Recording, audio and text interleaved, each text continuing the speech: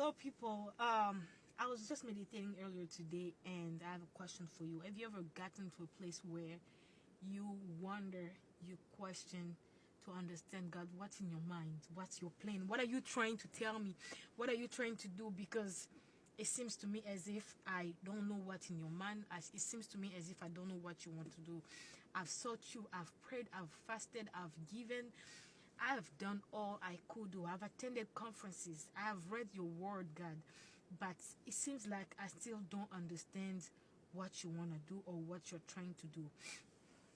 And I want to tell somebody now today that earlier today I was actually meditating on Isaiah 55, especially verse 8 to verse 9, where the Lord was explaining himself. He said, your thoughts are not my thoughts, my ways so are neither are your ways my ways.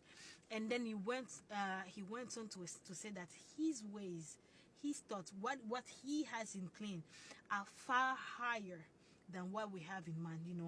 Sometimes in the quest of trying to understand what God wants, in the quest of trying to accomplish things in our life, we settle for what we think is best for us, what the whole time God had more for us and better for us. I want to tell somebody, maybe for you, killing the lion and fighting a bear in the back of the mountain was what you had best for yourself, and that's probably the story that you're telling everyone. You know what? I fought a bear the same way David did. The same story that happened with David. I fought a bear in the back of the mountain. I fought a lion in the back of the mountain. This is what the Lord has done with me. I'm doing all this great thing.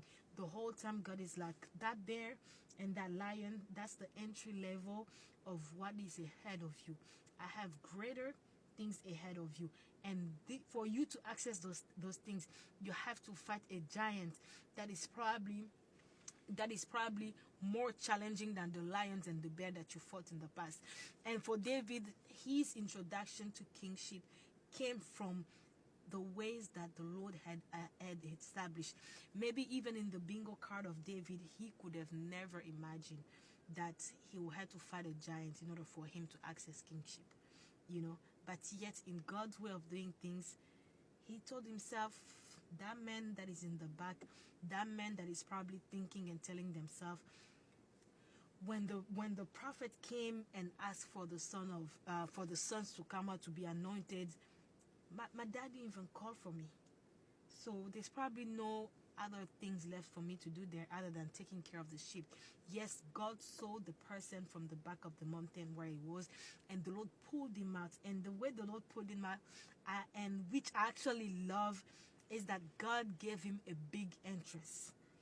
That was a big way of entering into his destiny. The Lord caused him to defeat a giant that was literally bullying a whole nation, and then the Lord caused him to sit with a king. Listen, some of you guys here, maybe today you don't understand what the Lord is doing. You don't understand why things are not lining up. You don't understand why your efforts are not being granted.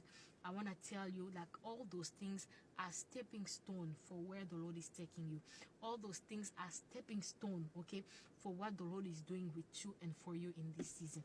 Be encouraged and know that even if your thoughts cannot comprehend what God is doing, even if your ways are not matching with God's way, at the end of the day, God's way will still be established higher than your ways, and God's thought for you are to see you prosper and to have a greater and bright future. May the Lord bless you, and see you later. Bye.